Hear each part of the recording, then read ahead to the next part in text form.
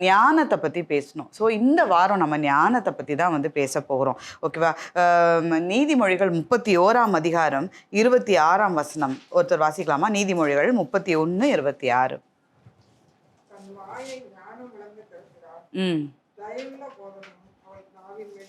தன் வாயை என்ன பண்ணுறாங்களா?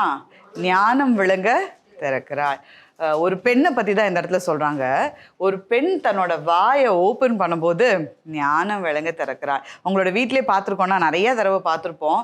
நம்ம கரெக்டாக ஆலோசனை சொன்னோம், அந்த காரியம் கரெக்டாக நடந்துச்சு அப்படின்னு சொல்கிறதும் ஒரு காரியமும் இருக்குது.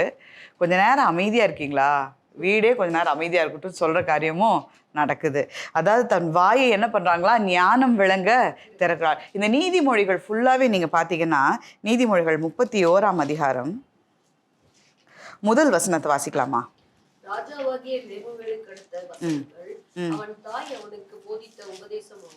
ஒரு அம்மா தன்னோட பையனுக்கு சொல்லித்தர வசனம் தான் இது. எப்பயும் நம்ம பெண்களுக்கு எதெல்லாம் சொல்லுவோம் அப்படின்னா, இந்த நீதிமொழிகள் 31ஆம் அதிகாரத்தில் என்னென்ன குவாலிட்டிஸ் இருக்குது அப்படிங்கிறதெல்லாம் பார்த்து ஒவ்வொன்றா நம்ம சொல்லுவோம். இந்த வசனம் என்ன பண்ணுது அப்படின்னா, இந்த அதிகாரம் என்ன சொல்ல வர்றாங்க அப்படின்னா, ஒரு அம்மா தன்னோட பையனுக்கு என்ன பண்ணுறாங்க? அட்வைஸ் பண்ணுறாங்க. கல்யாண வயசில் இருக்கிற ஒரு பையனுக்கு ஒரு பெண் அப்படின்னா இப்படியெல்லாம் இருக்கணும், இப்படியெல்லாம் இருக்கணும்னு சொல்லி ஒரு அட்வைஸ் பண்ணுறது தான் இந்த நீதிமொழிகள். நம்ம பார்த்துட்டே வந்தோன்னா, நம்ம இதில் பார்க்குறோம். இன்னொரு வசனத்தில் கூட நம்ம போன வாரம் பார்த்தோம். 3ஆம் அதிகாரம் 13ஆம் வசனம். நீதிமொழிகள் 3:13.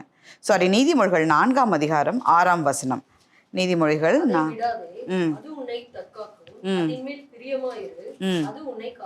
ஒரு ஞானம் உள்ள பெண்ணை பற்றி என்ன சொல்கிறாங்க அப்படின்னா, அந்த ஞானம் தான் ரொம்ப முக்கியம்.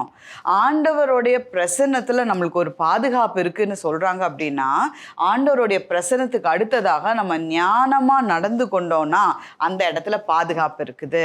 ரைட்டா? நம்ம வீட்டில் பிள்ளைங்க இருந்தாலும் சரி, பசங்க இருந்தாலும் சரி, அவங்களுக்கு எப்படி ஒரு சூழ்நிலையில் எப்படி நம்ம ஞானமாக நடந்துக்கணுங்கிறத ஒவ்வொரு தடவையும் நம்ம என்ன பண்ணுறோம்? சொல்லி கொடுத்துட்டே வரோம். நிறைய இடத்துல பார்த்துருக்கோம், பிள்ளைங்க ரொம்ப இன்னசென்ட்டாக இருப்பாங்க. சின்ன பிள்ளைங்க ரொம்ப இன்னசென்ட்டாக இருக்கும்போது, ஒரு காரியங்களும் அறியாமல் இருக்கும்போது, ஞானம் இல்லாமல் இருக்கும்போது, உலகத்தில் உள்ள பல காரியங்கள் அவங்கள என்ன பண்ணுறதை பார்த்துருக்கோம்? ஏமாத்துறதை பார்த்துருக்கோம். இன்றைக்கே பார்த்தீங்கன்னா நம்ம ஃபேமிலியில் தெரியும், பெண் பிள்ளைங்களும் ஆண் பிள்ளைங்களும் சொல்லி தருவோம். குட் டச்னா என்ன, பேட் டச்னா என்ன, ஒருத்தர் வந்து எப்படி பேசினா நம்ம எப்படி நடந்துக்கணும், இது எல்லாம் சொல்லித்தரோம். அதனால தான் நான் முதல் வாரமே சொன்னேன், ஒரு குழந்தைங்களோட நம்ம உட்காந்து என்ன பண்ணணும்? கண்டிப்பாக டைம் ஸ்பெண்ட் பண்ணணும். ஜான் வெஸ்லியோட அம்மாவை பற்றி நான் சொன்னேன். அவங்களுக்கு வந்து 10 குழந்தைங்க இருந்தாலும் 10 குழந்தைங்க கூடயும் தினம் ஒரு அரை மணி நேரமாவது ஒவ்வொரு நாள் ஒவ்வொரு குழந்தை என்ன பண்ணுவாங்க? ரொட்டீனில் அந்த அம்மா கிட்ட வருவாங்க. ஒரு 10 நாளில் அந்த அம்மா வந்து தன் குழந்தையோட உட்காந்து பேசுகிறாங்க, டைம் ஸ்பெண்ட் பண்ணுறாங்க. நானுமே அதை பண்ணுவேன். ஸ்கூல்லேருந்து முடிஞ்சு பிள்ளைங்க வந்துட்டாங்கன்னா என்ன பண்ணுறேன்? பேசுகிறேன். ஏன்னா ஒரு கிளாஸில் 40-50 பிள்ளைங்க படிக்கிறாங்கன்னா 40-50 குடும்பத்தில் இருந்த கலாச்சாரத்தில் உள்ள பிள்ளைங்க என் பிள்ளைங்களோட படிக்கிறாங்க. அப்போ வரும்போது என்ன, ஒவ்வொரு காரியத்தையும் அவங்களுக்கு சொல்லும் போது நிறையா காரியங்கள் கரெக்டாக இருக்குது, நிறையா காரியங்கள் எப்படி இருக்குது? தப்பாக இருக்குது. 5வது படிக்கிற பிள்ளை பேசுகிற பேச்சா அப்படின்னு யோசிக்கிற அளவுக்கு என் மூத்த பிள்ளைங்களோட கிளாஸில் அவ்வளோ ஒரு காரியங்கள் நிறையா பேசுகிறாங்க. அப்போது அதெல்லாம் அம்மாவாகிய நான் உட்கார்ந்து கேட்கும்போது தான் தெரியுது எது கரெக்டு, எது தப்பு. அப்போ நான் சொல்லி தரலாம், இல்லை தாங்க இது தப்பு, இந்த மாதிரி பண்ணக்கூடாது. இந்த மாதிரி பண்ணுற பிள்ளைங்க கிட்ட நீ உன்னோட ஃப்ரெண்ட்ஷிப்பை கொஞ்சம் கம்மி பண்ணிக்கணும் அப்படின்னு சொல்கிறதும் எங்கே இருக்குது? இங்கே தான் இருக்குது. அதே மாதிரி தான் நீதிமொழிகள் 31ஆம் அதிகாரத்தில் சொல்கிறாங்க, ராஜாவாக நீங்கள் இருக்கிறீங்க. ஸோ அந்த வசனத்தை நம்ம படிக்கலாமா? இல்லை 4வது வசனம் படிக்கலாமா?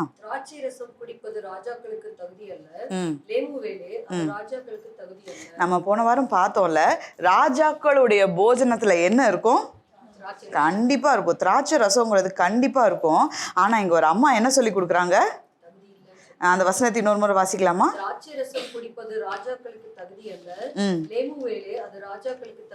அடுத்த வசனம், மதுபானம் பிரபுக்களுக்கு தகுதி அல்ல.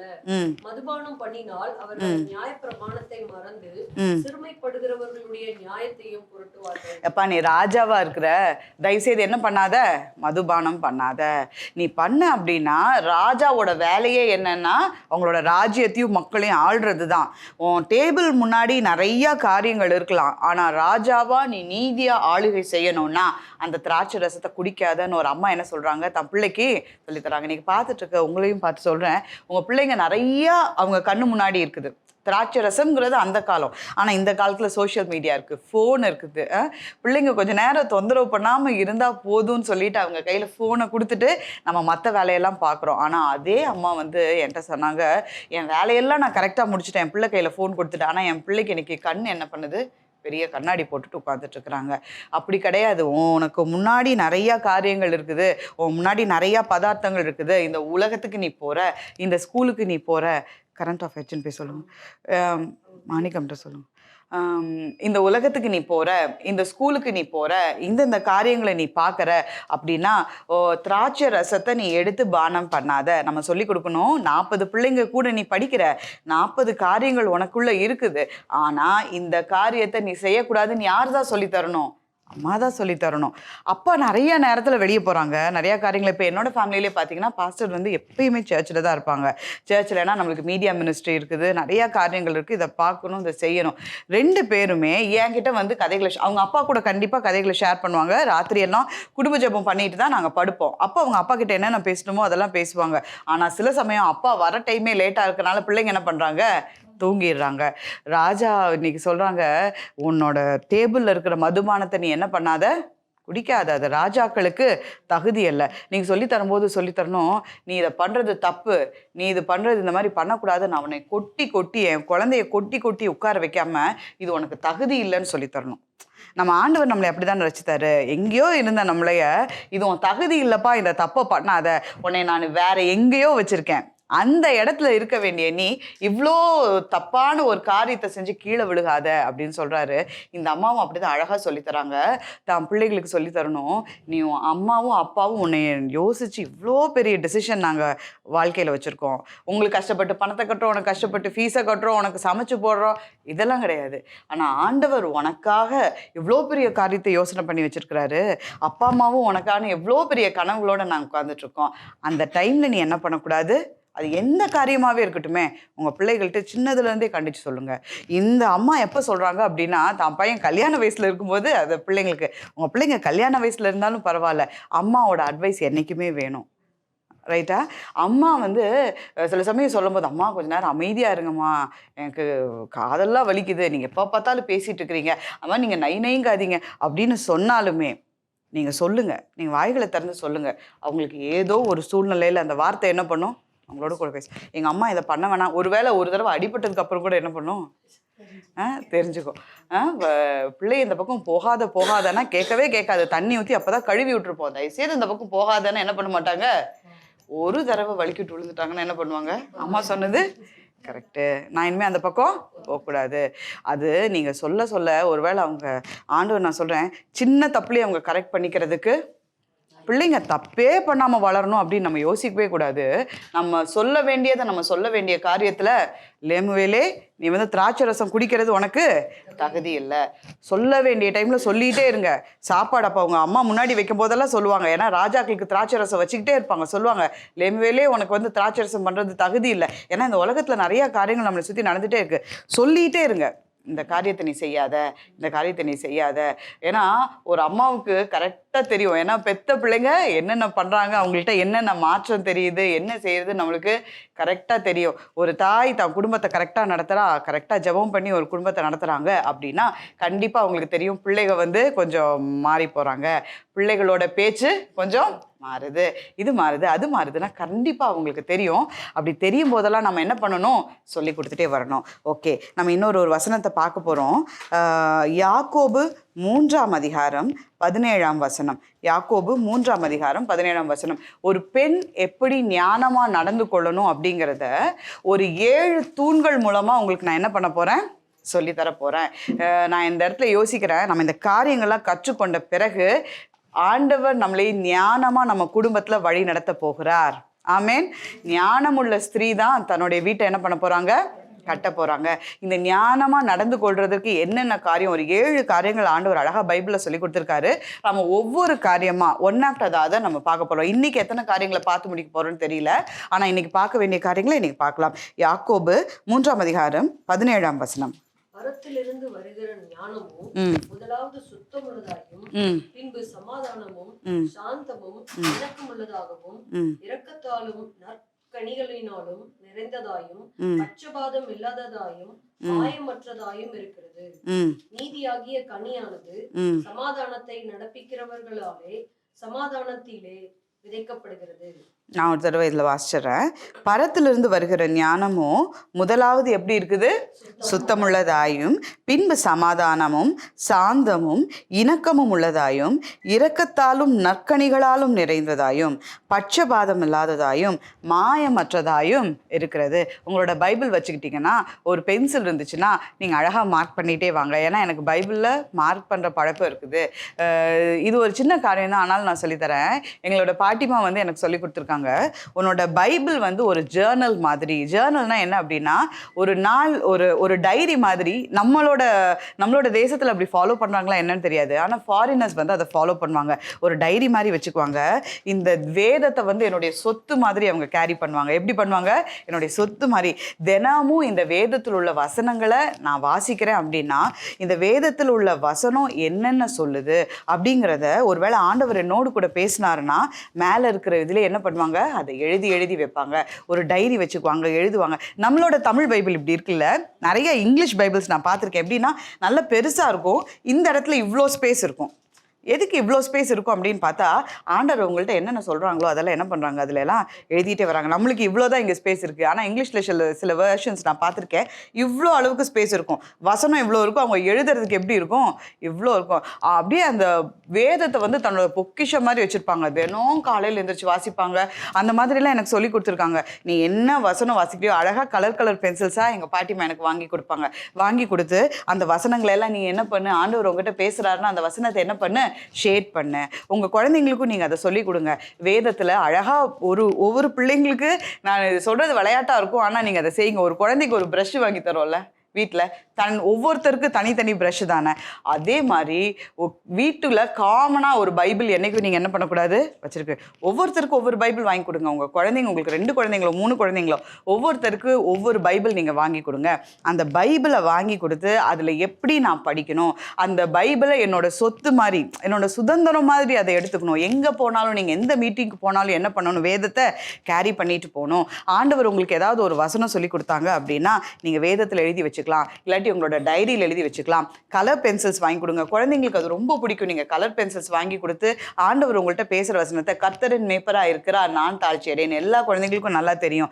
இப்போ நம்ம அந்த சீரீஸ் தான் பார்த்துட்டே இருக்கோம். அப்போது அந்த வசனத்தை அழகாக நீங்கள் என்ன பண்ணுங்கள், கலர் பண்ணி வச்சுக்கோங்க. இந்த மாதிரிலாம் உங்கள் குழந்தைங்களுக்கு சொல்லி கொடுத்து அவங்களுக்கு என்ன பண்ணுங்கள், வேதத்தை வாசிக்க சொல்லுங்கள். இப்போ நான் என் பிள்ளைங்களுக்கு சொல்லித்தரேன், ஆனால் அது என்ன பண்ணணும், தினம் சொல்லணும். தினம் பைபிள் எடு, தினம் வாசி, தினம் உனக்கு வேணும்னா கலர் பண்ணு. தினம் நம்ம சொல்லிகிட்டே இருந்தோம்னா ஒரு நாளில் பழக்கம் என்ன ஆகும், வழக்கமாய் மாறும். ஃபைன், நீங்கள் உங்கள் பைபிள் எடுத்துக்கோங்க. இன்றைக்கி நான் சொல்கிறத நீங்கள் இது மாதிரி ஃபாலோ பண்ணுங்கள். பரத்திலிருந்து வருகிற ஞானமும் முதலாவது சுத்தமுள்ளதாயும், சுத்தமுள்ளது நம்பர் 1, ரைட்டா? உங்கள் பென்சில் இருந்துச்சுன்னு அதில் எழுதிக்கோங்க. சுத்தமுள்ளது நம்பர் 1, சமாதானம் 2, சாந்தம் 3, இணக்கம் உள்ளது 4, இரக்கம் நற்கனி 5, பட்சபாதம் இல்லாதது 6, மாயமற்றது 7. ஒரு பெண் ஞானமாக நடந்து கொள்றதற்கு இருக்கிற 7 தூண்கள் இதுதான். எப்படி இருக்கணுமா, சுத்தமுள்ளதாக இருக்கணுமா. நம்மள்ட்ட இருந்து வர ஞானம் சுத்தமுள்ளதாக இருக்கணும். 2வது சமாதானம், 3 சாந்தம், அந்த மாதிரி 7 இருக்குது. முதலாவது காரியம் என்ன இருக்குது, சுத்தமுள்ளதாக இருக்கிறது. அது நம்ம பார்த்தோம் அப்படின்னா, நான் சொன்னேன், ஒரு டேப்பை திறந்து நம்ம தண்ணி குடிக்கிறதுக்கு வரோம், நல்ல தண்ணி வந்துக்கிட்டே இருக்குது, நம்ம குடிச்சிட்டே இருக்கோம். திடீர்னு தண்ணி கருப்பாக வருது, நம்ம என்ன பண்ணுவோம், குடிக்கிறத ஸ்டாப் பண்ணிடுவோம். இந்த வசனம் சொல்கிறது யாக்கோபு 3ஆம் அதிகாரம் 8ஆம் வசனம் 9, 10. நாவை அடக்க ஒரு மனுஷனாலும் கூடாது, அது அடங்காத பொல்லாங்குள்ளதும் சாவுக்கேதுவான விஷம் நிறைந்ததுமாய் இருக்கிறது. அதனாலே நாம் பிதாவாகிய தேவனை துதிக்கிறோம், தேவனுடைய சாயலின்படி உண்டாக்கப்பட்ட மனுஷரை அதனாலேயே சபிக்கிறோம். துதித்தலும் சபித்தலும் ஒரே வாயிலிருந்து புறப்படுகிறது. ஒரே டேப்ல இருந்து நல்ல தண்ணியும் வருது, என்ன பண்ணுது, கெட்ட தண்ணியும் வருது. நல்ல தண்ணி வரும்போது நம்ம குடிக்கிறோம், அதை சந்தோஷமா யூஸ் பண்றோம். தண்ணி கருப்பா அசிங்கமா வந்துச்சுன்னா நம்ம அதை என்ன பண்றோம், இங்க சொல்லுது உங்களோட வாய் ஒண்ணுதான், ஆனா அந்த வாயிலிருந்து நல்ல வார்த்தையும் வருது, சபிக்கிற வார்த்தையும் வருது. இந்த இடத்துல கிறிஸ்தவங்களை சபிக்காதீங்க, மற்ற மனுஷங்களை சபிக்காதீங்க, உங்கள் ஃப்ரெண்ட்ஸை சபிக்காதீங்கன்னு போடல. ஆனால் இந்த இடத்துல போடுது தேவனுடைய சாயலின் படி உண்டாக்கப்பட்ட மனுஷரை. அப்படின்னா என்ன? இந்த உலகத்தில் இருக்கிற எந்த மனுஷங்களையும் நம்ம என்ன பண்ணக்கூடாது? சபிக்க. ஆசீர்வதிக்கிறதற்காகவே நம்ம அழைக்கப்பட்டிருக்கோம். நம்ம என்ன பண்ணக்கூடாது? நம்ம ஞானமாக இருக்கணும்னா பெண்கள் நிறையா நேரத்தில் அப்படியே கோவம் வரும்போது கொப்பளிச்சுட்டு என்ன பண்ணுவோம்? நல்லா இருக்கக்கூடாது, நீ இப்படி இருக்கக்கூடாது, அப்படி இருக்கக்கூடாது, என் குடும்பத்தை நீ இப்படி யோசிச்சிட்டேன், என் பிள்ளைங்களை இப்படி யோசிச்சிட்டேன், நான் நினைக்காததை அப்படி பேசியிருந்தாலுமே என் வாயிலிருந்து ஒரு நாள் என்ன வரக்கூடாது? சபிக்கிற வார்த்தை. சில சமயம் நம்ம யோசிப்போம், நான் இவ்வளோ தூரம் ஜெபிக்கிறேனே, நான் ஜெபிக்கிற காரியத்துக்கு இன்னமே பதில் தரலையே. உங்கள் வாயிலிருந்து ஆசீர்வாதமும் வருது, உங்கள் வாயிலிருந்து சாபமும் வருது. வேதத்தில் கரெக்டாக போட்டிருக்கிறாங்க, துதித்தலும் சபித்தலும் ஒரே வாயிலிருந்து புறப்படுகிறது. என் சகோதரர் இப்படி இருக்க கூடாது. இன்னைக்கு யாரெல்லாம் உங்கள் வாயினால் மற்றவங்களை சபிச்சிருக்கிறீங்களோ, அவங்க தப்பே பண்ணியிருந்தாலும் துரோகமே பண்ணியிருந்தாலும் சபித்த அதே வாயால் அவங்கள ஆசீர்வாதம் பண்ண ஆரம்பிங்க. என் ஜெபம் கேட்கப்படணும். என் குடும்பத்துக்காக நான் பண்ணுற ஜெபம் என்ன பண்ணணும்? கேட்கப்படணும். அப்படின்னா என் வாயிலிருந்து மற்றவங்களை என்ன பண்ணக்கூடாது? சபிக்கக்கூடாது. இரண்டாவது காரியம் என்னது? சமாதானம். நம்ம போகிற இடத்துல எல்லாம் எப்படி இருக்கணும்? சமாதானம். நம்ம பார்த்து போன வாரமே இவங்க வந்தாங்க அப்படின்னா அந்த வீடே எப்படி இருக்கும்? கலகலப்பாக இருக்கும், சந்தோஷமாக இருக்கும். ஒரு தேவனுடைய பிள்ளை ஒரு இடத்த என்டர் பண்ணுறாங்கன்னா, ஏன்னா ஆண்டவர் ஒரு இடத்துல என்டர் பண்ணுறாரு அப்படின்னா அந்த இடம் எப்படி இருக்கும்? சந்தோஷமாக இருக்கும், சமாதானமாக இருக்கும். இன்னொரு வார்த்தை சொன்னால் நிம்மதியாக இருக்கும். இப்போ அவங்க வந்துட்டு போனாலே அந்த இடம் எப்படி இருக்குது? நிம்மதியாக இருக்குது. ஒரு சில பேர் வந்தாலே எப்படி இருக்கும்? வீட்டில் சண்டை, எப்போ பார்த்தாலும் சண்டை. உள்ளே என்டர் பண்ணாலே நான் அமைதியாக தான் இருந்தேன், நான் சொல்ல வேண்டியது சொன்னேன், அது என்னாச்சு? அப்படியே நல்லா இருக்கிற குடும்பத்தில் என்ன பண்ணக்கூடாது? நம்ம அப்படி புகையை போடுற மாதிரி பேசக்கூடாது. ஒருவேளை அது நன்மைன்னு தெரிஞ்சாலுமே இவங்க வாயிலிருந்து புறப்படுகிற வார்த்தை ஒரு குடும்பத்தில் பிரச்சனையை கிளப்புன்னு தெரிஞ்சதுன்னா அந்த இடத்துல நீங்கள் என்ன பண்ணக்கூடாது? இந்த வார்த்தையை நம்ம பேசவே கூடாது. சமாதானம் உள்ளவர்களாக நம்ம இருக்கணும். நம்ம ஞானமாக நடந்துக்கிறதுக்குரிய முதல் படி நம்ம சுத்தமுள்ளதாக இருக்கணும். இரண்டாவது படி சமாதானம். ஏன்னா நான் மட்டும் பார்க்குறதில்ல, நம்ம ரிலேட்டிவ்ஸ் வீட்டுக்கு, நம்ம சொந்தக்காரங்க வீட்டுக்கெலாம் நம்ம போகும்போது நம்ம பிள்ளைகளும் என்ன பண்ணுறோம்? அவங்களோட கூட்டிகிட்டு போகிறோம். நம்ம பேசுகிறத நம்ம பிள்ளைங்க என்ன பண்ணுறாங்க? கற்றுட்டே இருக்காங்க. அம்மா இப்படி ஒரு வார்த்தையை சொன்னாங்க. அந்த வார்த்தையை சொன்னதுக்கப்புறம் குடும்பத்தில் இவ்வளோ பெரிய பிரச்சனையாச்சுன்னு உங்கள் பிள்ளை பார்த்தாங்கன்னா உங்கள் மேலே இருக்கிற அபிப்பிராயம் எப்படிப்பட்டதாக இருக்கும்? நான் சொல்கிறேன் சிஸ்டர், யாருமே நான் சொல்கிறது, என் பிள்ளைங்க நான் சொல்கிறத கேட்கவே மாட்டேங்கிறாங்க. உங்கள் பிள்ளைங்களை நீங்கள் சாதாரணமாக நினைக்காதீங்க, விளையாண்டுக்கிட்டே இருக்கிற மாதிரி தான் இருக்கும். என்னோடய சின்ன பிள்ளை கீழே குமிஞ்சு தான் விளையாண்டே இருப்பான், என் மூஞ்சியை கூட பார்த்துருக்க மாட்டா. ஆனால் 2 பேர் அந்த இடத்துல உட்காந்து சோஃபாவில் உட்காந்து பேசிகிட்டு இருக்கோம்னா என்னென்ன பேசுகிறோங்கிறது கரெக்டாக அவங்க காதில் கேட்டு அப்படி கிரகிச்சு வச்சுருப்பாங்க. உங்கள் குடும்பத்துலேயும் கூட அது நடக்கிறது நீங்கள் பார்த்துருப்பீங்க. அவங்க பாட்டுக்கு அவங்க வேலையை பார்த்துட்டு விளையாண்டுட்டு பிள்ளைங்க பாட்டுக்கு விளையாண்டுருக்காங்க, நான் சொல்ல வேண்டியதை சொல்கிறேன், பிள்ளைங்க பாட்டுக்கு நான் சொல்ல வேண்டியது சொல்ல வேண்டிய நேரத்தில் சொல்லுவேன். பிரச்சனையானா என்ன?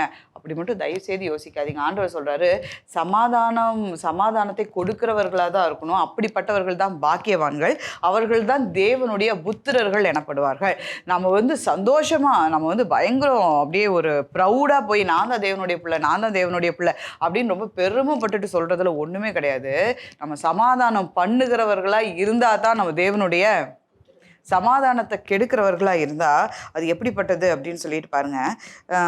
15ஆம் வசனம் வாசிக்கலாமா? அது ரொம்ப ஒரு ஹாஷாக தான் இருக்குது அந்த வேர்டு, ஆனால் அதை பார்த்துக்கோங்க. 15 இப்படிப்பட்ட ஞானம் இறங்கி வருகிற ஞானமாய் இராமல் லௌகீக சம்பந்தமானதும் ஜென்ம சுபாவத்துக்குரியதும் பேய்த்தனத்துக்கு அடுத்ததுமாய் இருக்கு. இந்த வார்த்தையை கேட்கறதுக்கே ரொம்ப கஷ்டமா இருக்கு. ஆனால் அது எப்படிப்பட்டதாமா? பேய்த்தனத்துக்கு கடத்தவைகளாக இருக்குது. ஒரு பெண் ஞானத்துக்கு கம்பேர் பண்ணப்படுகிறார்.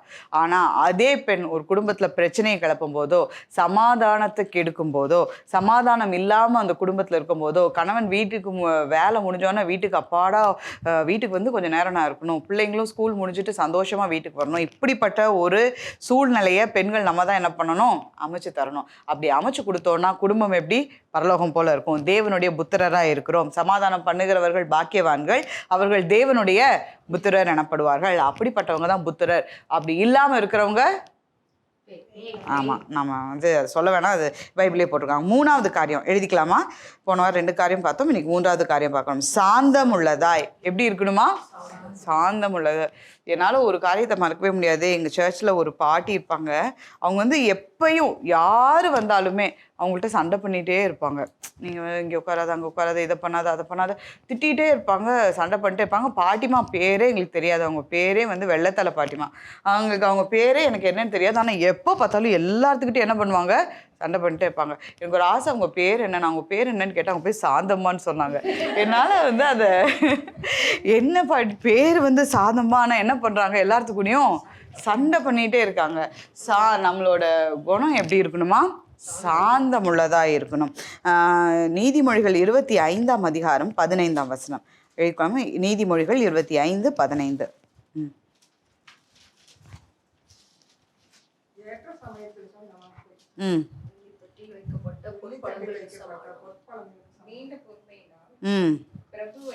ம் 25:15 கரெக்டு தான் அவங்க வாசிக்கிறது. படிங்க.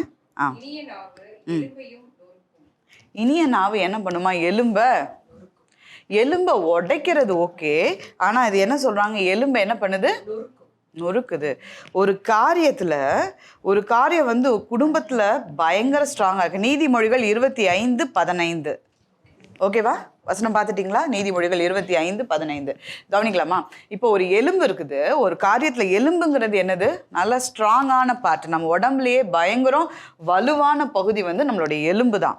ஓகே, நாவெல்லாம் ரொம்ப சாஃப்டானது, ஸ்கின்னு ரொம்ப சாஃப்ட்டு, மூக்கு ரொம்ப சாஃப்ட். எலும்பு மட்டும் இல்லைன்னா நம்மளுக்கு ஒரு ஸ்ட்ரக்சரே கிடைக்காது மூஞ்சிக்கு. கரெக்டாக எல்லாம் ஒரே சதையாக இருக்கும். கண்ணு ரொம்ப சாஃப்ட். நாக்கில் மட்டும் தான் எலும்பு இல்லை. அது எப்படி இருக்குது, ரொம்ப எலும்பு இல்லைன்னா எப்படி இருக்கும், ஒரு உடம்புக்கு ஒரு ஸ்ட்ரக்சரே கிடைக்காது. அந்த எலும்பு தான் இருக்கிறது, நம்மளை நிற்க வைக்குது, நம்மளை கால் ஊன்றி நடக்க வைக்குதுன்னா அந்த எலும்புக்குரிய பலன் தான். வயசாயிடுச்சுன்னா கால் வலி வருது, நடக்க முடியல. அந்த காலில் சத்து இழக்கிறனால தான் என்ன பண்ண முடியல, நடக்க முடியல. அப்போது அந்த கால் தான், எலும்பு தான் நம்ம உடம்புக்கு என்ன பண்ணுது, ஒரு வலுவை கொடுக்குது, நல்ல ஒரு ஸ்ட்ரென்த் கொடுக்குது. அந்த வசனத்தின் இன்னொரு தடவை வாசிங்க. நீண்ட பொறுமையினால் என்ன பண்ணலாம், ஒரு பிரபுவை சம்மதிக்க பண்ணாம பொறுமையா இருந்தோம் அப்படின்னா ஒரு ராஜாவை கூட சம்மதிக்க பண்ணலாம். ஏன் சொல்றாங்க அப்படின்னா, ஒரு ராஜா ஒரு டிசிஷன் எடுத்துட்டாருன்னா அது எப்படி இருக்கும், கரெக்டா இருக்கும், அதுல இருந்து மாறவே மாட்டாங்க. ஒரு காரியத்தை மாற்றவே முடியாது அப்படின்னு நீங்க தெரிஞ்சாலுமே பொறுமையா இருந்தீங்கன்னா என்ன பண்ணலாம், அந்த காரியத்தை அடுத்தது அது கீழே இருக்கிறது எலும்பை என்ன பண்ணுமா, நொறுக்குமா. எலும்பு தான் இருக்கிறதுல பலன் உள்ளதுன்னு பார்க்குறோம்.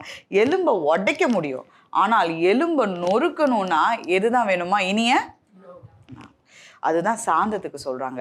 நீங்கள் சாந்த குணத்தோடு இருந்தீங்கன்னா எலும்பை போல் உங்கள் குடும்பத்தில் மாறாத காரியமெல்லாம் உடையும் இல்லை, நொறுங்கும். நொறுங்குன்னா எப்படின்னா, அதை திரும்பியும் ஃபார்ம் பண்ணால் கூட அந்த எலும்பை என்ன பண்ண முடியாது, பண்ணவே முடியாது. ஒரு உடைச்சதை கூட ஒரு பிளேட் வச்சு சரி பண்ணலாம், போல்ட் வச்சு சரி பண்ணலாம், என்னென்னமோ பண்ணி கால் உடஞ்சதை என்ன பண்ணுறாங்க. ஆனால் எலும்பு நொறுங்குனதை என்ன பண்ண முடியாது. அந்த எலும்பை வந்து உங்கள் பிரச்சனைகளுக்கு ஈடாக சொல்கிறாங்க. உங்கள் குடும்பத்தில் ஒரு பிரச்சனை வருது, உங்களோட நாவு இனிய நாவாக இருந்துச்சுன்னா, உங்களோட வார்த்தைகள் சாந்தம் உள்ளதாக இருந்துச்சுன்னா அந்த எலும்பு என்ன பண்ணுமா, அப்படியே பொடி பொடியாக நொறுக்குமா. எப்படி நொறுக்குமா, பர்வதங்களும் மெழுகு போல உருகுகிறது தேவ பிரசன்னத்தில். ரைட், பர்வதம் மாதிரி எழுந்து நிற்கிறது கூட தேவ பிரசன்னத்தில் என்ன பண்ணுதான், மெழுகு போல. இன்னைக்கு பெண்களுக்கு நம்மளுக்கு சொல்லித்தராங்க, எலும்பு போல ஸ்ட்ராங்காக ஒரு குடும்பத்தில் ஒரு பிரச்சனை இருக்குது அப்படின்னா உங்களுடைய இனிய நாவு அந்த எலும்பை நொறுக்குகிறது. எவ்வளோ பெரிய பிரச்சனை, அதனால முடியவே முடியாது அப்படின்னு நினைக்கிறது கூட நீங்கள் பொறுமையாக சாந்தமாக அந்த காரியத்தை ஹேண்டில் பண்ணுறனால அந்த காரியத்துலேருந்து உங்களால் வெளியே வர முடியும். இதெல்லாம் ரொம்ப சாதாரணங்க, என்னாலெல்லாம் அப்படி பண்ணவே முடியாது, நான் சொல்ல வேண்டியதை சொல்லுவேன், என்னோட குரல் என்னைக்கும் எப்படி தான் இருக்கும். அப்படி நம்ம இருந்தோம்னா நம்ம பிரச்சனைக்குள்ளேயே இருக்க வேண்டியதுதான். பிரச்சனை சால்வ் ஆகணும்னு நினைக்கிறவங்க என்ன பண்ணணும், சாந்த குணத்தோடு இருக்கணும். சில பேர் பார்த்தீங்கன்னா ரொம்ப சாஃப்டாக பேசுவாங்க. எப்படி பேசுவாங்க, பொறுமையாக பேசுவாங்க, ரொம்ப அமைதியாக பேசுவாங்க. ஆனால் அப்படியே வாழைப்பழத்தில் ஊசி ஏற்றுற மாதிரி அவங்க பேசினதுக்கப்புறம் ஒரு மாதிரி அது சொல்லுவாங்க, நீங்கள் பொறுமையாக பேசுகிறீங்க ஆனால் தேள் கொடுக்கு போல் இருக்கிறது உங்களோட வார்த்தைகள் எல்லாம். ஒரு தேள் வந்து நம்மளை கொட்டிச்சுன்னா எப்படி விஷம் நிறைந்ததாக இருக்கிறதோ அது போல் வார்த்தைகள் எப்படி இருக்குது, விஷம் நிறைந்ததாக இருக்கிறது. வசனம் சொல்கிறது, நாவுன்னா என்ன இருக்குது, ஜீவனும் இருக்குது மரணமும் இருக்குது. அது விரும்புகிற கனியை நம்ம என்ன பண்ணலாம், பூசிச்சுட்டு போயிடலாம். குடும்பத்தில் ஒரு தப்பை நான் பார்க்குறேன்னு வைங்களேன், ஒரு இடத்துல நான் தப்பை பார்க்குறேன், அந்த தப்பை பற்றி நான் எவ்வளோ நேரம் பேசலாம். ஒரு குழந்தை ஒரு தப்பு பண்ணிடுச்சு, குழந்தையோ கணவரோ வீட்டில் உள்ள பெரியவங்களோ ஒரு தப்பை பண்ணிட்டாங்க, அந்த தப்பை சரி பண்ணணும், இது நீங்கள் பண்ணுறது தப்பு அப்படிங்கிறத எவ்வளோ நேரம் பேசலாம்? எவ்வளோ நேரம் பேசலாம்? அந்த நேரமே எவ்வளோ நேரம் பேசலாம்? ஒரு பிரச்சனை எடுத்துட்டோம்னா அந்த நேரத்தில் நம்ம பேசிடுறோம்ல, அந்த பிரச்சனையை எத்தனை நிமிஷம் பேசலாம்? 1 minute, 5 நிமிஷம், 5 நிமிஷம் தான் பேசுகிறோமா? நாள் ஃபுல்லாக அதே புராணம் தான். அதை நீ எடுத்த இடத்துல வைக்கல, அதனால தான் உடஞ்சது, நாள் ஃபுல்லாக அதவே என்ன பண்ணுறோம்? பேசிக்கிட்டே இருக்கிறோம். அது நம்ம எந்த இடத்துல தேவையில்லாமல் நம்ம பேசிக்கிட்டே இருக்கோமோ அந்த இடத்துல நம்ம வார்த்தைக்கு மதிப்பே கிடையாது. நம்ம பேச வேண்டிய நேரத்தில் கரெக்டாக ஆண்டவருடைய உதவியோட ஞானத்தோடு நம்ம வாய்களை திறந்தோன்னா நம்ம பேச்சுக்கு மரியாதை. நான் சொல்லிகிட்டே இருக்கேன், என் பையன் நான் சொல்கிறத கேட்குறதே இல்லை. நீங்கள் நாள் ஃபுல்லாக ஒரே காரியத்தை சொன்னீங்கன்னா எப்படி கேட்பாங்க? கண்டிப்பாக கேட்க முடியும். ஒரு குழந்தைகிட்ட ஒரு 10 நிமிஷம் நீ பண்ணதை தப்புன்னு சொல்லி பாருங்களேன், முதல் 2 நிமிஷம் மட்டும்தான் அது கேட்குமே ஒழிய, மற்ற 8 நிமிஷமும் அது விளையாட தான் போயிருக்குமே ஒழிய, நீங்கள் பேசினதெல்லாம் சாந்தமுள்ளதாக இருக்கணும். ஒரே காரியத்தை திரும்ப திரும்ப சொல்லி கோபப்படுத்தி அந்த குடும்பத்தை என்ன பண்ணக்கூடாது? கஷ்டப்படுத்தக்கூடாது. 4வது இணக்கம் அப்படிங்கிறதுக்கு இது வந்து ஒரு நல்ல ஒரு தமிழ் வார்த்தை. என்னன்னு தெரியுமா உங்களுக்கு? இணக்கம் அப்படின்னா என்னது? அட்ஜஸ்ட் பண்ணி போகிறது. willing to yield அப்படின்னு சொல்லிட்டு எதில் போட்டிருக்காங்க? இங்கிலீஷ் வேதத்தில் போட்டிருக்காங்க. இணக்கம் அப்படின்னா willing to yield, விட்டு கொடுப்பவர் என்ன பண்ணவே இல்லையா? அதாவது இப்போ எப்பயுமே ஒரு ஃபேமிலியில் பெண்களை தான் சொல்லுவாங்க, நீங்கள் விட்டு கொடுத்து போங்க, நீங்கள் என்ன பண்ணுங்கள், கொஞ்சம் ஆதரிச்சு போங்க, விட்டு கொடுத்து போங்க. ஆனால் நான் என்ன பார்த்துருக்கேன் அப்படின்னா, நம்ம ஒரு காரியத்தில் விட்டு கொடுத்து போகிறத என்னுடைய கணவரோ என் பிள்ளைங்களோ பார்த்துட்டாங்கன்னா, அடுத்த காரியம் வரும்போது நான் வரணுன்னே அவசியம் இல்லை, அவங்க முன்னாடி வந்து அந்த காரியத்தை எனக்காக, ஆனால் நான் பிடிச்ச புடி தான் அப்படின்னு நம்ம நின்றுட்டே இருந்தோம் அப்படின்னா, அது ஒவ்வொரு நேரத்துலையும் நம்ம குடும்பத்தையும் நம்ம சூழ்நிலையும் பாதிச்சுக்கிட்டே வருது. இது எத்தனை பேர் உண்மைன்னு சொல்கிறீங்க? ஆமென். ஒரு காரியத்தில் இல்லை, சில பேர்த்துக்கு ஒரு காரியத்திலே அடுத்ததுலேயே அவங்க வீட்டில் செஞ்சுருவாங்க. சில பேர்த்துக்கு 2-3 தடவை நம்ம விட்டு கொடுக்கறத பார்க்கணும். எங்கள் அம்மா என் குடும்பத்துக்காக இந்த காரியத்தெல்லாம் விட்டு கொடுத்துருக்குறாங்க. எங்கள் அம்மா பண்ணுறதை பார்த்து எங்கள் அப்பா என்ன பண்ணியிருக்கிறாங்க என் குடும்பத்துக்காக. இவங்க 2 பேரும் விட்டு கொடுத்தனால தான் இன்றைக்கி நான் நல்லா இருக்கேன். இது கேட்க எவ்வளோ நல்லா இருக்குது. எங்கள் அம்மா பிடிச்ச புடியில் தான் இருப்பாங்க, அதை பார்த்து எங்கள் அப்பாவும் அப்படி தான் இருப்பாங்க, என் குடும்பமே சண்டை நிறைஞ்சதாக இருக்கும். இது எப்படி இருக்குது? அவர் சொல்லுது, ஞானம் உள்ளவர்கள் எப்படி இருக்காங்களா? விட்டு கொடுக்குறவர்களாக இருக்கிறாங்க. ஆண்டவரே, என்னுடைய சித்தம் அல்ல, உம்முடைய சித்தம் மாத்திரம்தான் நடக்கணும். இது 4வது காரியம். 5வது காரியம் என்ன? இரக்கங்களாலும் நற்கனிகளாலும் நிறைந்ததாயும். நீதிமொழிகள் 18ஆம் அதிகாரம் 20ஆம் வசனம் 21 வாசிக்கலாமா? நீதிமொழிகள் 18, 20, 21.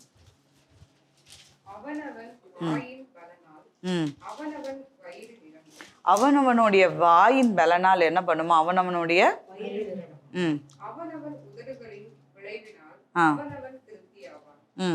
மரணமும் ஜீவனும் நாவின் அதிகாரத்தில் இருக்கும். அதில் பிரியப்படுகிறவர்கள் கனியை புசிப்பார்கள். ஓகே, அதில் பிரியப்படுகிறவர்கள் என்ன பண்ணுவாங்க? இரக்கமுள்ளவர்களாக இருக்கணும்.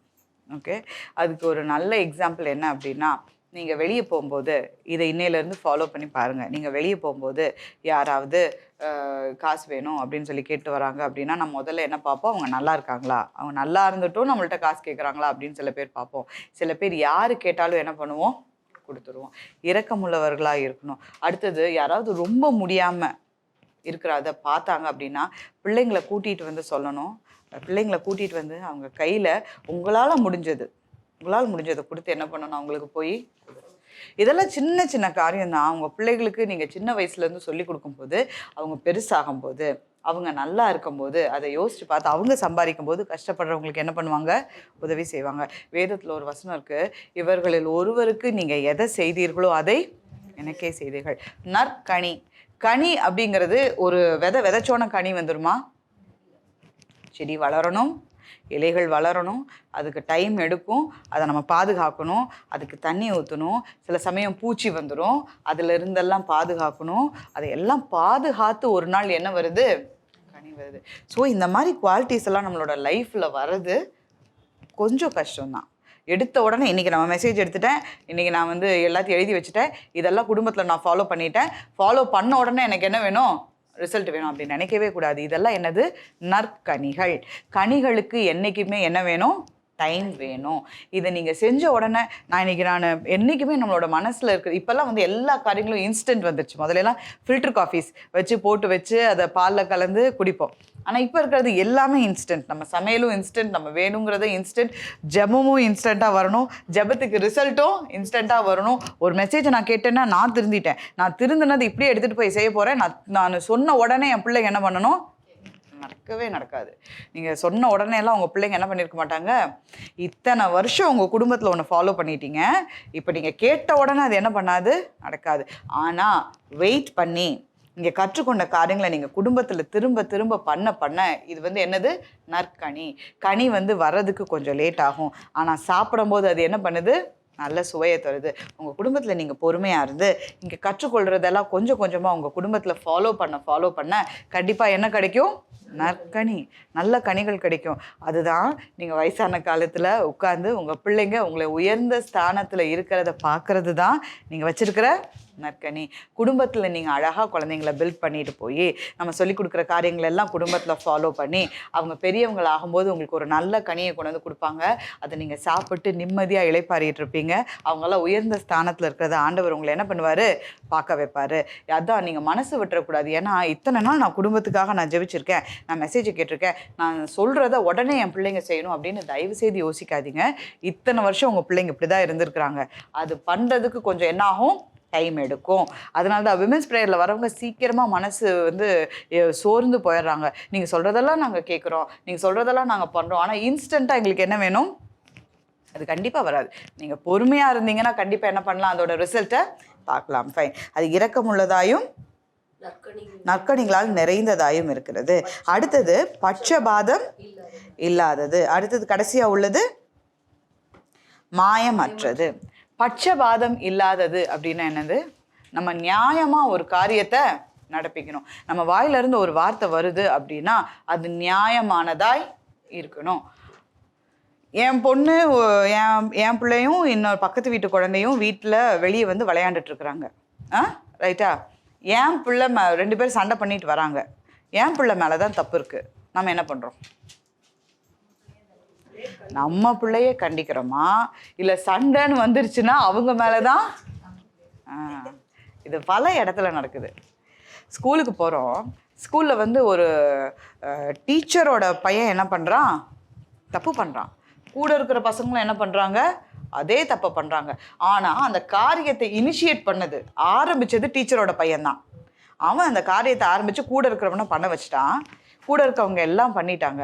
இப்போ டீச்சரோட பையங்கிறதுக்காக அவன் என்ன பண்ணிட்டான், கூட இருந்த பசங்கள்லாம். அப்போது அந்த டீச்சருக்கு நல்லா தெரியுது என் பையன்தான் இதை ஆரம்பிச்சிட்டான் அப்படின்னு. ஆனாலும் என்ன பண்ணுறாங்க, தான் டீச்சருங்கிறனால அந்த ஸ்கூலில் தன்னோட மரியாதை போயிடக்கூடாது. நீ இப்படி இருக்கிறனால தான் நீ வந்து ஒழுங்கா இல்லை, அதனால தான் உன் கூட சேர்ந்து என் பையனும் கெடுறான். கண்டிப்பாக அது பண்ணவே கூடாது. உங்கள் பிள்ளைங்க பார்க்கணும் நீங்கள் நியாயமுள்ளவர்களாக நடந்து கொள்றத. பக்கத்து வீட்டில் இருக்கிறவங்களோட கூட சேர்ந்து விளையாண்டாலும் சரி, அவங்க ஃப்ரெண்ட்ஸோட விளையாடுறவங்களாக இருந்தாலும் சரி, நம்ம குடும்பத்தில் எது நடந்தாலும் என் பிள்ளையோ என் கணவரோ நியாயம் உள்ளதை அவங்க செய்யணும். அவங்க நியாயம் இல்லாமல் செஞ்சாங்கன்னா அதை ஆரம்பத்திலே நம்ம சொல்லணும். நியாயம் இல்லாமல் வர பொருளை வீட்டில் வாங்கி வைக்கிறதோ, என் பிள்ளை தவறு செஞ்சாலுமே அவங்களுக்கு சண்டைன்னு வரும்போது உன் பிள்ளை தான் தப்பு செஞ்சான்னு சொல்லாமலும், ஆமாம் என் பிள்ளை தான் தப்பு செஞ்சுருக்கிறா, அவளை நான் தண்டிப்பேன். அப்போ தான் உங்கள் பிள்ளைக்கு ஒரு பயம் இருக்கும். அடுத்த தடவை அந்த காரியத்தை என்ன பண்ணக்கூடாது, நான் பண்ணக்கூடாது. எங்கள் அம்மா நான் தப்பு பண்ணும்போதெல்லாம் ஆதரிச்சுட்டு போகிறாங்க, என் தப்பு பண்ணும்போதெல்லாம் எனக்காக நிற்கிறாங்க. அது வந்து அன்பு கிடையாது. உங்கள் பிள்ளையை நீங்கள் என்ன பண்ணுறீங்க, கெடுத்துக்கிட்டே வரீங்க. நாளைக்கு பெருசாகி அவன் வந்து தேவையில்லாத காரியத்தை பண்ணும்போது தான் தெரியும். அப்படி ஒரு காரியத்தை பண்ணிட்டு திரும்பி வந்து எங்கே தான் நிற்பான், அம்மா எனக்கு சப்போர்ட் பண்ணுங்க. அம்மா வந்து நினைப்போம், நான் வந்து அன்பை செலுத்துகிறேன் என் பையனுக்கு, நான் அன்பை செலுத்துகிறேன் என் பிள்ளைங்க. இதுதான் கல்யாணம் ஆகியும் நடக்குது. அந்த பையனும் பிள்ளை என்ன பண்ணுறாங்க, கல்யாணம் ஆகியும் அதே தப்பை பண்ணுறாங்க. அப்போ அம்மா என்ன பண்ணுறாங்க, என் பையன் பண்ணுறது தான் கரெக்டு. இதுதான் குடும்பத்தில் என்ன பண்ணுது, விரிசல் ஏற்படும். உங்கள் குழந்தை சின்னதாக இருக்கும்போதே, ரெண்டு குழந்தைங்களுக்கு நடுவில் ஒரு பிரச்சனை வரும்போது உங்கள் குழந்தை தப்பு பண்ணுறாங்களா, அவங்க முன்னாடியே சொல்லுங்கள் என் குழந்தை பண்ணது தான் தப்பு அப்படின்னு சொல்லி பனிஷ் பண்ணிங்கன்னா அந்த இடத்துல உங்கள் குழந்தைக்கு ஒரு பயம் இருக்கும். மற்றவங்களுக்கும் உங்கள் மேலே என்ன வரும், இதுதான் ஞானமாக நடந்துக்கிறது ஒரு குழந்தையோட வாழ்க்கை. அவள் தப்பு பண்ணும்போது அவளை ஆதரிச்சு போயிட்டு, நாளைக்கு அவள் கல்யாணம் ஆகி அவள் தப்பு பண்ணிட்டு வரும்போது அப்பையும் என்ன பண்ணுறாங்க, இதை வந்து ஒரு பிள்ளைங்க பின்னாடி உட்காந்து யோசிச்சு பார்க்கும்போது நினைக்க மாட்டாங்க, எங்கள் அம்மா என் மேலே அன்பு செலுத்த, எங்கள் அம்மா எனக்கு முதலே சொல்லியிருந்தாங்கன்னா நாங்கள் எந்த அளவுக்கு திருந்திருப்போம், எந்த அளவுக்கு நல்லா இருக்கும். அந்த மாதிரி ஒரு சூழ்நிலை நம்மளுக்கு வந்துடவே கூடாது. பட்சபாதம் இல்லாமல் இருப்பது ஒரு ஞானம். பெண்களுடைய ஒரு ஞானம் என்ன? இத்தனை நாள் வரைக்கும் அதை செஞ்சுட்டு இருந்தீங்கன்னா இப்போ அதை விடுங்க. ஏன்னா டே டு டே லைஃப்பில் நான் பார்க்குறேன், ஒருவேளை டீச்சரோட பையன் தப்பு பண்ணிட்டான், ஆமாம் இந்த ஸ்கூலில் தான் நான் டீச்சராக ஒர்க் பண்ணுறேன், என் பையன் தப்பு பண்ணிட்டான், எல்லா பசங்க முன்னாடியும் நான் அடிக்கிறேன், என் பையனையே நான் அடிக்கிறேன் அப்படின்னா மற்ற பசங்களுக்கு என் மேலே என்ன வரும்? ஒரு பயம் வரும். பயம் இல்லாமல் இன்னொன்று ஒன்று வரும். என்ன வரும்?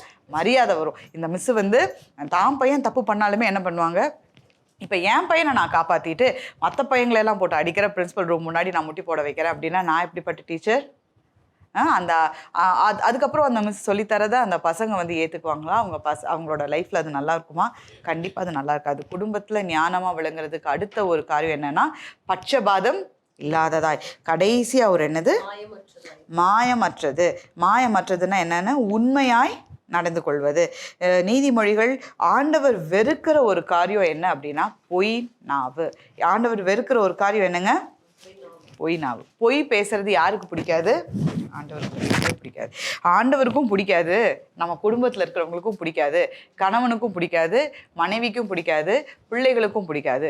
எந்த இடத்துல நான் தப்பு பண்ணாலும் பரவாயில்ல, நான் இந்த இடத்துல நான் தப்பு பண்ணிட்டேன், என்னை மன்னிச்சிருன்னு போய் நீங்கள் நிற்கிறீங்களோ அந்த இடத்துல நீங்கள் உண்மை உள்ளவர்களாக இருக்கிறீங்க, மரியாதை உள்ளவர்களாக இருக்கிறீங்க. யாரு தாங்க தப்பு பண்ணல? ஃபேமிலியில் யார் தப்பு பண்ணல? அது பெரிய தப்பாக இருந்தாலும் சரி, சின்ன தப்பாக இருந்தாலும் சரி, இதை நான் பண்ணலன்னு சொல்லி நீங்கள் பொய் சொல்லி அவங்க கண்டுபிடிச்சாங்கன்னா அதுக்கப்புறம் நீங்கள் என்ன சொன்னாலுமே அவங்களுக்கு என்ன வராது? நம்பிக்கையே வராது. நீங்கள் உண்மையான ஒரு காரியத்தை செஞ்சுட்டு போய் உங்கள் கணவன் முன்னாடியோ மனைவி முன்னாடியோ பிள்ளைங்க முன்னாடியோ என்னம்மா அன்னைக்கே நீங்கள் பொய் சொன்னீங்களே, நீங்கள் பொய் சொன்னது எனக்கு நல்லா தெரியும். பிள்ளைங்களுக்கு உங்கள் மேலே மரியாதை இருக்காது. நீங்கள் ஒரு காரியத்தில் பொய் சொல்லிட்டீங்கன்னா உங்கள் கணவன் உங்கள் மேலே வச்சுருக்கிற நம்பிக்கையை என்ன பண்ணுறீங்க? உடைக்கிறீங்க. ஒரு நேரமும் பொய் சொல்லாதீங்க. நீதிமொழிகள் 20ஆம் அதிகாரம் 17ஆம் வசனம் வாசிக்கிறீங்களா? நீதிமொழிகள் 20:17. வஞ்சனையினால் வந்த போஜனம் மனுஷனுக்கு இன்பமாய் இருக்கும், பின்போ அவனுடைய வாய் பருக்கை கற்களால் நிரப்பப்படும். வஞ்சனையினால் வந்த பொருள் அப்படின்னா ஒருத்தரை ஏமாத்தி என் வீட்டுக்குள்ள ஒரு பொருள் வருது அப்படின்னா ஒரு பெண்ணா நான் அதை வீட்டுக்குள்ள ஏத்துக்கவே கூடாது. ரைட்? என்னுடைய கணவர் உண்மையா சம்பாதிக்கிறாரு, ஃபைன். என் கணவர் பிஸ்னஸில் பல பேர்த்த ஏமாற்றி அந்த பணத்தை கொண்டு வராரு, அதில் அழகான பட்டு புடவை வாங்கி தர்றாரு, அல்லேலுயா அப்படின்னு சந்தோஷம் வாங்கி என்ன பண்ணக்கூடாது? அது இன்னொருத்தரோட கண்ணீர்னால வந்த புடவை, அது நம்மளுக்கு என்னவா இருக்காது? ஆசீர்வாதமா. அந்த பணத்தை கொண்டு போய் என் பிள்ளைங்களுக்காக நான் டெபாசிட் பண்ணேன்னா என் பிள்ளைங்களுக்கு அது எப்படி இருக்காது? ஏன்னா அது இன்னொருத்தரோட அழுகையினால் வந்த பணம். நியாயமாக நீங்கள் கொஞ்சம் சம்பாரித்து கொண்டு வாங்க, அதில் நான் குடும்பத்தை நடத்துகிறேன்னு சொல்லி பழகணுமே ஒழிய பொய் சொல்லியோ ஏமாத்தியோ என் குடும்பத்துக்குள்ளே ஒரு பணம் வந்துச்சுன்னா அது எப்படி இருக்காது? அந்த வசனத்தை இன்னொரு தடவை வாசிங்க. வஞ்சனையினால் வந்த போஜனம் மனுஷனுக்கு எப்படி இருக்குமா? பணம் வரும்போது இன்பமா. எனக்கு ஒரு அண்ணன் நான் நல்லா தெரியும். அந்த அண்ணன் வந்து நான் அப்போ சின்ன பிள்ளையா இருந்தேன். அப்போது அவங்க வந்து பிஸ்னஸ் சரியில்லை அப்படிங்கிறது அவங்களோட ஒய்ஃபுக்கு நல்லா தெரியும்.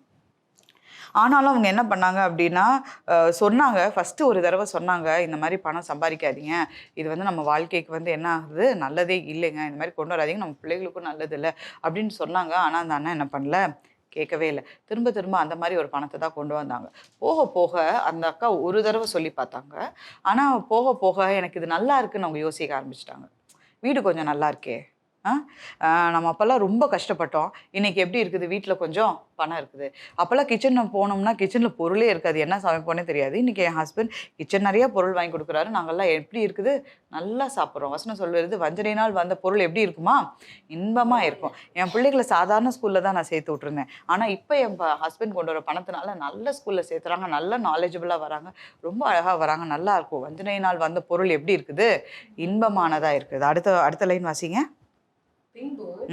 அவனுடைய வாய் பருக்கை கற்களால் நிரப்பப்படும். வாய் என்ன பண்ணுதா, பருக்கை கற்கள்னா பெபிள்ஸ்ன்னு சொல்றாங்க. கல்லுனால பசியோட இருக்கும்போது வாய்க்குள்ள கல்லை போட்டா எப்படி இருக்கும், கடிக்கவும் முடியாது, முழுங்கவும் முடியாது, நம்ம பசியும் ஆறாது. அப்படிப்பட்டது தான் அந்த குடும்பத்துலேயும் நடந்துச்சு. அவங்க அதுக்கப்புறம் அவங்களால எந்த இடத்துல மற்றவங்களை ஏமாற்றி வந்து அவங்களோட குடும்பம் நல்லா இருக்கணும்னு நினச்சாங்களோ, எவ்வளோ சீக்கிரம் முடிஞ்சு போக முடியுமோ 2 பேருமே ஒன்றாவே இல்லை. அதனால தான் சொல்கிறேன், this is not at all a blessing. வஞ்சனையினால் வேதத்தில் அழகாக சொல்லி கொடுக்குறாங்க, வஞ்சனையினால் வந்த பொருள் ஆசீர்வாதமே இருக்காது. நீங்கள் ஞானமாக ஒரு குடும்பத்தை நடத்துறீங்க அப்படின்னா, பொய் பேசுகிறனாலையோ வஞ்சனையினாலேயோ ஒரு பொருள் வந்தால் ஸ்டாப் இட். ஒரே ஒரு காரியத்தை மட்டும் நான் சொல்லி முடிக்கலாம்னு நினைக்கிறேன். அப்துல் கலாம் இருக்கிறார்ல, நம்மளுடைய பிரசிடென்ட் ஆஃப் இந்தியா, இப்போ உயிரோடு இல்லை. அவர் உயிரோடு இருந்தப்போ அவரோட காலு கீழே ஒருத்தர் வந்து உட்காந்து அவருடைய ஷூவை என்ன பண்ணி கொடுத்தாராம், ப்ரஷ் பண்ணி கொடுத்தாராம், பாலிஷ் பண்ணி கொடுத்தாராம். பாலிஷ் பண்ணி கொடுத்து, அவர் வயசானவர், அவரால் குனிஞ்சு போட முடியாது, அவருக்கு ஷூ போட்டு விட்டுட்டு இருந்தாராம். கேட்டாங்களா, என்னப்பா பண்ணுறீங்க அப்படின்னா, ஐயா நான் வந்து உங்களுக்காக ஷூ தொடச்சி விடுறதுக்கும் உங்களோட ஷூவுக்கு பாலிஷ் போடுறதுக்குமே என்னை வந்து கவர்மெண்ட்லேருந்து அப்பாயிண்ட் பண்ணியிருக்காங்க, நான் அந்த வேலையை தான் செஞ்சுட்டு வரேன், அதனால தான் நான் உங்களுக்கு போட்டு விட்றேன். அவர் சொன்னாராம், இந்த வேலையெல்லாம் நானே பண்ணிக்கிறேன், ஷூ போடுற வேலையெல்லாம் இது என்னோட வேலை, என் தட்டை நான் தான் கழுவி வச்சுக்குவேன், என்னோட ஷூஸு. அவர் என்னதான் பிரசிடென்ட் ஆஃப் இந்தியாவாக இருந்தாலுமே எங்கள் அம்மா சின்னதுலேருந்தே உன் வேலையை நீ தான் செய்யணும்னு சொல்லி கொடுத்துருக்குறாங்க. நல்ல ஒரு தாய், ஒரு நல்ல ஒரு பையனை வளர்த்திருக்கிறாங்க. என் ஷூவை நானே போட்டுக்கிறேன், என் ஷூவை இனிமேல் நீ என்ன பண்ண வேணாம், துடைக்க வேணாம், அதை நானே பார்த்துக்கிறேன். அப்போ அவர் சொன்னாராம், இல்லைங்கய்யா என்னை இந்த வேலைக்காக தான் என்ன பண்ணியிருக்காங்க, கவர்மெண்ட்டில் அப்பாயிண்ட் பண்ணியிருக்காங்க, எனக்கு 4 பிள்ளைங்க இருக்கிறாங்க, நீங்கள் என்னை வீட்டுக்கு அனுப்பிச்சிட்டிங்கன்னா நான் என்ன பண்ணுவேன், நீ வீட்டுக்கெலாம் போவேன்னா என்னுடைய கார்டனில் வந்து நீ வேலை பாரு, உனக்கு கார்டனிங் வேலை தெரியுமா, இருக்கிற செடிகளெல்லாம் நீ மெயின்டைன் பண்ணுவியா, வா அப்படின்னோடனே ஒவ்வொரு நாளும் காரில் போகும்போது வரும்போதும் அவரை பார்ப்பாராம். அவர் அழகாக கார்டன் எல்லாம் என்ன பண்ணுவார், கட் பண்ணி ஃப்ளவர்ஸ் எல்லாம் நீட்டாக வச்சு அங்கேயே அழகாக ராஷ்டிரபதி பவனில் தானே ஸ்டே பண்ணுவாங்க பிரசிடென்ட்ஸ் ஆஃப் இந்தியா. அப்போ அழகாக நாங்கள் இருந்து வர பழங்களை எல்லாம் வீட்டுக்கு கொண்டு வரோம். எப்போ காரில் வெளியே போகும்போது இப்படி கை காமிச்சிட்டு போவாரோ, இவர் என்ன பண்ணுவார், கை காமிச்சிட்டு தன்னுடைய வேலைகளை அப்படி இருந்த மனுஷனை என்ன பண்ணியிருக்கிறாங்க, கார்டனில் வேலை செய்ய வந்திருக்காங்க. இப்போது என் வேலையை மட்டும் என்னை வேலையை விட்டு வீட்டுக்கு அனுப்பிடாதீங்கன்னு அழுது அந்த மனுஷன் இப்போ ராஷ்டிரபதி பவனில் என்ன பண்ணுறாரு, ஒரு கார்டனராக அந்த தோட்டக்காரனா அந்த வீட்டில் வேலை செய்கிறார். இப்போது அப்துல் கலாமோட பிரசிடென்ட்ஷிப்போட காலம் என்ன பண்ணுது, நிறைவேறுது. இப்போ அவர் என்ன பண்ணணும், ராஷ்டிரபதி பவன்லேருந்து வெளியே வரணும். அப்போ இந்த கார்டனரை பார்க்குறாரு, பார்த்துட்டு இந்த தோட்ட வேலை செய்கிறவர்கிட்ட போய் கேட்குறாரு, என் வேலை முடிஞ்சிருச்சு, என்னை வீட்டுக்கு அனுப்பிடாதீங்கன்னு சொல்கிறீங்களே, இப்போ இந்தியாவில் என் வேலையும் முடிஞ்சிருச்சு, என்னை என்ன பண்ணுறாங்க, வெளியே அனுப்புகிறாங்க அப்படின்னோடனே வெளியே அனுப்புகிறாங்க. அதனால எந்த இடத்துல ஒரு முடிவு வருதோ அதை வந்து நீ கவலைப்படாத, அந்த முடிவு இன்னொன்றுக்கு ஒரு ஆரம்பமாக இருக்கும் அப்படின்னு சொல்லி அந்த பையனை அப்படின்னு சொல்லி அந்த தோட்டக்காரருக்கு சொல்கிறாரு. இப்போது கொஞ்சம் சூட்கேஸ் எல்லாம் தன்னுடைய ராஷ்டிரபதி பவன்லேருந்து வெளியே வரும்போது அவரோட ட்ரெஸ்ஸு கொண்டு வந்த சூட்கேஸை வெளியே எடுத்துகிட்டு போகிறாரு. ஐயா உங்கள் கையில் தண்ணி இருந்துச்சுன்னா என் சூட்கேஸில் என்ன பண்ணுங்கள், கொஞ்சம் தெளிச்சு விடுங்க அப்படின்னு சொல்கிறார். அவர் கேட்குறாரு, இல்லைங்கய்யா நீங்கள் முக்கியமான டாக்குமெண்ட்ஸு முக்கியமான காரியங்களை எல்லாம் என்ன பண்ணியிருப்பீங்க, அந்த சூட்கேஸில் வச்சுருப்பீங்க, அதை வந்து நான் என்ன பண்ணக்கூடாது, தண்ணி தெளிக்கூடாது. இல்லைப்பா நீ தண்ணி தெளி அப்படிங்கிறார். அப்போ என்ன பண்ணுறாரு, அவர் தண்ணியை தெளிக்கிறார். தண்ணியை தெளித்தோடனே அப்போது அவர் கேட்குறாரு, எதுக்கு ஏன் தண்ணி தெளிக்க சொன்னீங்க? அப்போ அவர் சொல்கிறாரு, இந்த ராஷ்டிரபதி பவன்லேருந்து இந்த இந்தியன் கவர்மெண்ட்லேருந்து நான் ஒரு தூசியை கூட இந்த இடத்துலேருந்து எடுத்துகிட்டு போகல, என்னுடைய பொருளை மட்டும் என் ட்ரெஸ்ஸை மட்டும் தான் எடுத்துகிட்டு போனேன் அப்படிங்கிறதுக்கு இதுதான் சாட்சி அப்படின்னு சொல்லிட்டு அவரோட பெட்டியை மட்டும் எடுத்துகிட்டு போயிட்டாரு. நீ இந்த இடத்துல வேலை பாரு, நான் வெளியே போகிறேன், பிரசிடென்ட்ஷிப் முடிஞ்சு வெளியே போயிருக்கார். இது வந்து அவரோட சுயசரிதையில் அவர் வந்து எழுதி வச்சிருக்காரு. அவர் சொல்றாரு, வஞ்சனையினால எந்த பொருள் வந்துச்சுனாலும் எனக்கு தேவையில்லாத எந்த பொருளுமே என் குடும்பத்துக்கு என்னது வேணாம், ஒரு தூசி கூட வேணாம், என் பொருள் எனக்கு போதும். நான் ஞானமாக நடந்து கொள்ள வேண்டியதுக்கு கடைசி தூண் என்ன அப்படின்னா, பொய்யையும் வஞ்சனையும் உங்கள் குடும்பத்துக்குள்ளே என்றைக்குமே என்ன பண்ணிடாதீங்க, விட்டுறாதீங்க. அது என்றைக்குமே ஆசீர்வாதமாக இருக்காது. ஸோ நீங்கள் பிளெஸ்ஸிங்காக இருக்கணும்னா இந்த 7 காரியத்தையும், இந்த ஞானமாக இருக்கணும்னா அந்த 7 காரியத்தையும் உங்கள் லைஃப்பில் ஃபாலோ பண்ணுங்கள். ஆண்டவர் தாமே இந்த வசனங்களை ஆசீர்வதிப்பாராக. ஆமென்.